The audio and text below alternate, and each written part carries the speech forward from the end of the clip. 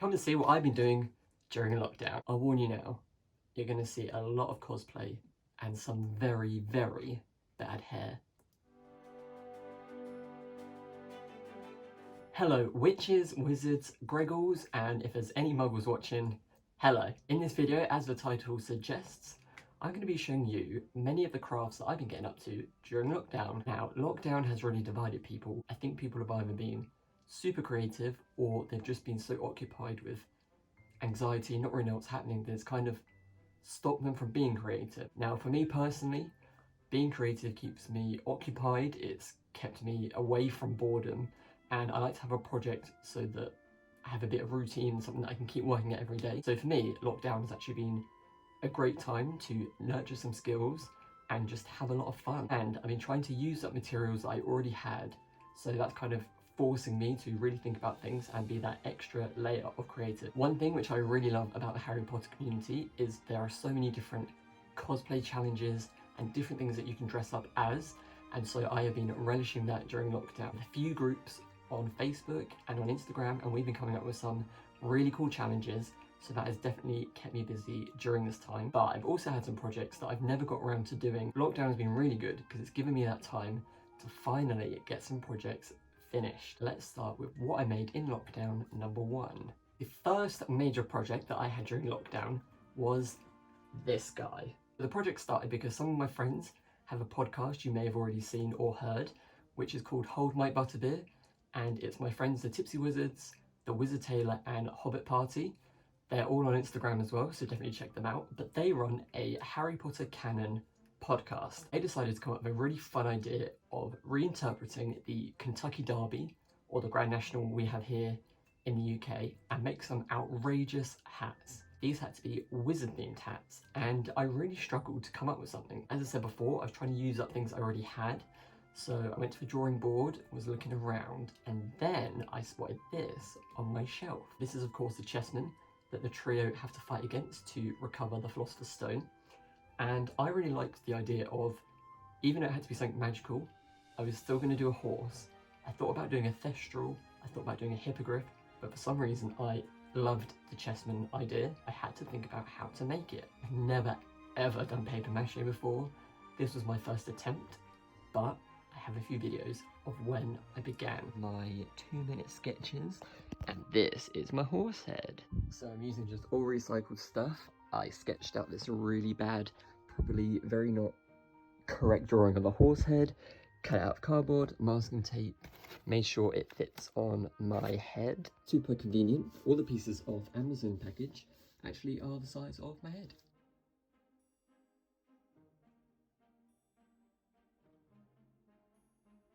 The process was a lot of hot glue, a lot of cutting, a few little burns along the way, but basically just building a rough shape out of cardboard, and then I was able to paper mache around it using old newspapers and a mix of flour and water. Next step was to of course colour it in, and so to do this I found some old emulsion paint that we had as we've recently decorated my house before lockdown. So that came in the cream colour which I needed, and then I just had some gold paint as well that was spare, and I used that to brush it on. And finally was the little details for the eyes, which was just a couple of these little key rings that I sanded down and then painted, and that gave them this perfect sort of eyeball shape. All the cardboard used is recycled. I was very happy that I was able to just recycle as much as I could to make this project, and there we have it.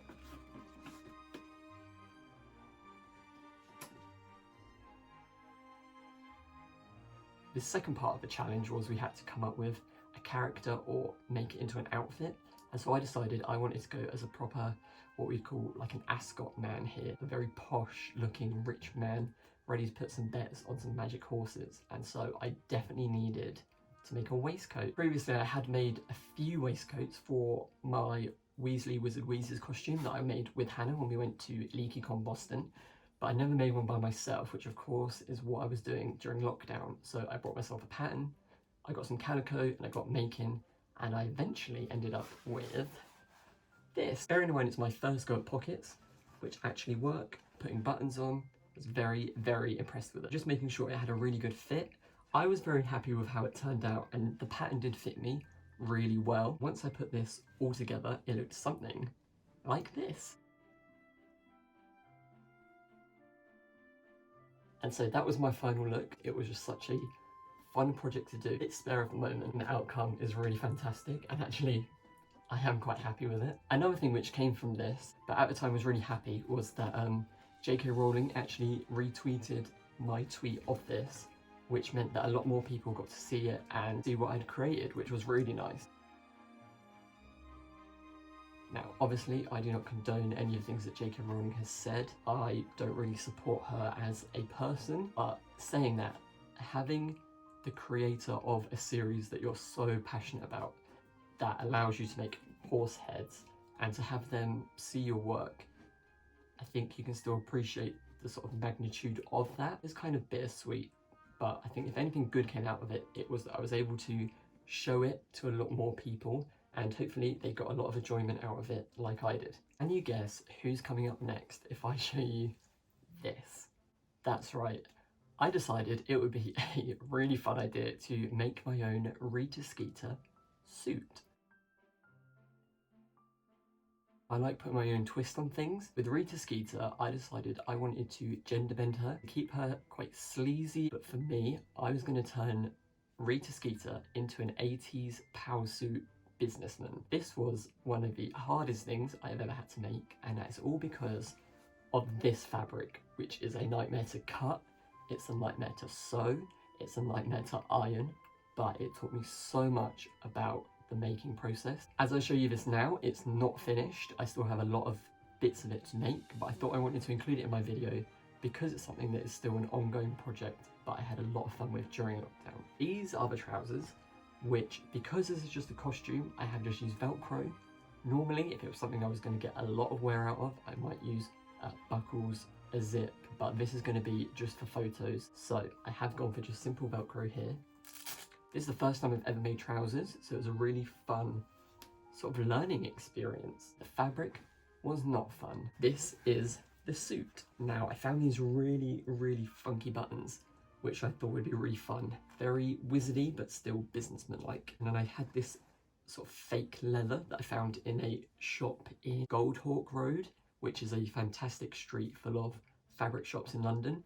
And I managed to get this at the beginning of the year.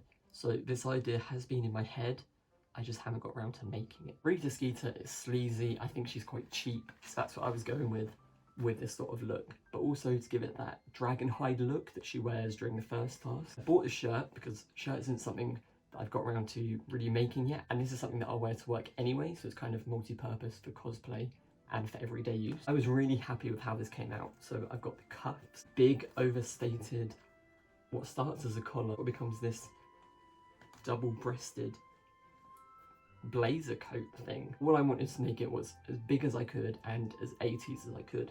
So I think I'm going to be getting some big shoulder pads for this, and hopefully I'll fill out the shape homage to Rita Skeeter from the film, but with my own twist on it. My third craft during lockdown was making this guy. I decided to replay the first 3 Harry Potter games on the PC. I absolutely loved these as a kid. I spent so many hours collecting beans, learning lessons, spells that would help me find secrets in the castle. I spent so much time of my life on those games, so I decided to replay them as I hadn't played them in quite a few years. One important part of the first 3 video games in particular is collecting famous Witch or Wizards cards, and Bertie Bott is one of those. I decided to recreate this out of card. I don't think it came out that well, but it was quite a spontaneous craft, and I wanted to do something a bit more hands-on. I managed to print the visuals off from screenshots of the game, and then I put some gold leaf around it to give it that magic metallic look. As I say, I'm not overly happy with it, but it was a really fun experience. I find crafting with card can be quite hard sometimes. It was a bit of a learning curve. It's not the neatest, but I had a lot of fun making it, and it's something else that I happened to make during lockdown. Hopefully it'll give you some ideas of the things you could create from the Harry Potter universe. Now, I really like setting my own briefs, and like I said before, I really enjoy taking something from the wizarding world and then twisting it and putting my own spin on it. So I decided to pick a wizarding shop and then develop a costume or an outfit for what they would wear in that shop. I did make a whole video of this, so I'll just show you very quickly, but you can check that video out to see exactly how I made it. but I made this outfit, and this was for Wiseacres. This is one of the shops that they have at the Wizarding World of Harry Potter in Diagon Alley.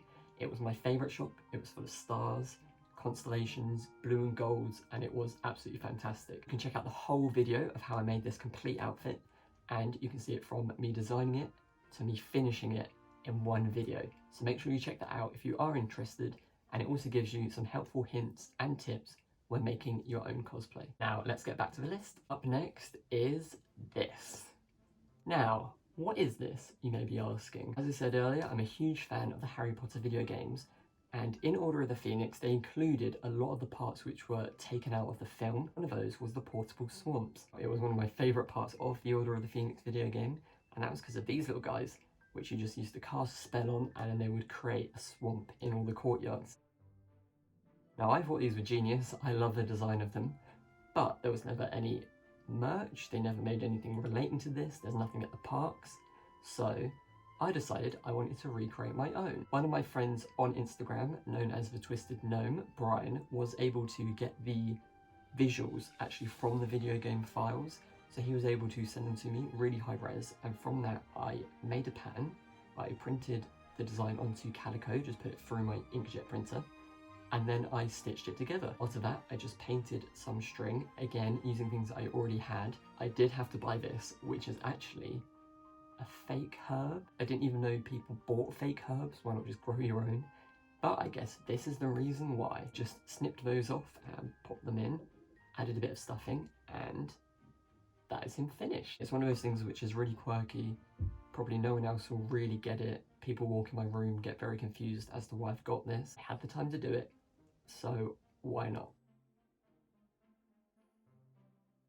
Following on from the success that my friends had with the Wizard Derby, I really wanted to create a challenge that would have a lot of fun, really unite people, and just give people a chance to get excited and do crazy ideas. As I say, I've been replaying the video games, and in Chamber of Secrets there is 101 famous witches and wizard cards. This to me seemed like the perfect opportunity to allow anybody and everybody to reinterpret a card in any way they wanted to. So we set about a challenge, I made a Facebook group, and so many wonderful people took part. Used the hashtag famous frog cards, and I got to pick who I wanted to be. And I went for the president of the Gobstone team. His name is Roland Kegg, and this is what he looks like. How was I going to make that? Well, being honest, I already had the horrendous hair. I thought it could be really fun to recreate his coat as well. At the beginning of lockdown, my friend Hannah actually gave me a bag of bits of fabric that she no longer wanted, offcuts, just anything spare. I managed to put that with what I already had, used one of the patterns that I made for a jacket earlier, and I managed to make his coat, as we can see here. This is actually made from some leftover fabric I had from making a coat. This is a tablecloth. This is another tablecloth that Hannah gave me. These cuffs are actually stuffed with felt, which Hannah also gave me. This essentially is a recycled jacket. Even though the tablecloth had these ribbon lines down it, I managed to incorporate them into the design and come up with something which I think is very close to Roland Kegg's actual coat. But of course, this is only one step, which meant that I had to do my hair, pull a horrendous face, and of course, Photoshop in some of the mess that the gobstones were squirting at me.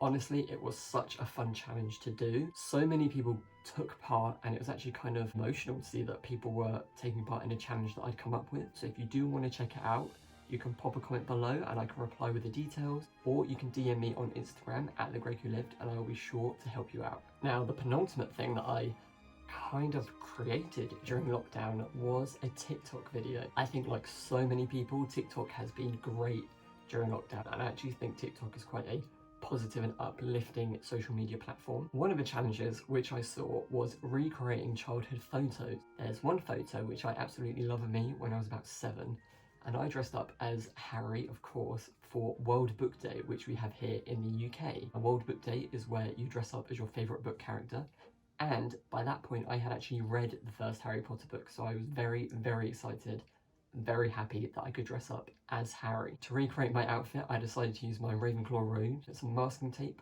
on a tie and made a fake magician's wand out of cardboard. This is how the final video went.